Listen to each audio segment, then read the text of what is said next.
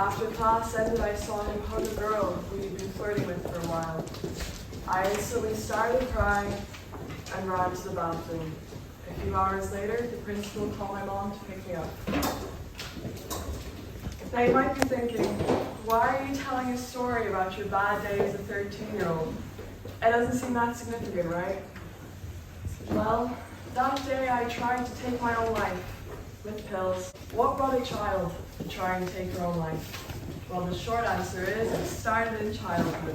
Because for most of us, our parents weren't taught how to regulate their own emotions or how to communicate in a healthy way.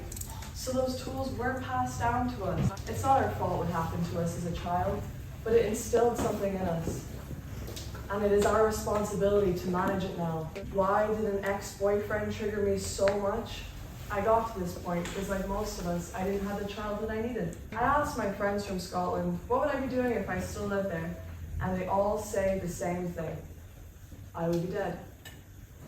As you can see, I'm still standing here today. So luckily,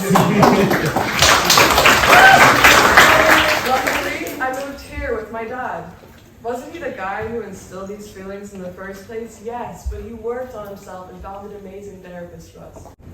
I now know it's not my fault, it's because how I was raised. That's not to say it's my parents' fault, it's because of how they were raised and so on. There's nobody to blame. There's only opportunities to grow. When I was 13 years old, honestly, I did not imagine myself living to this age.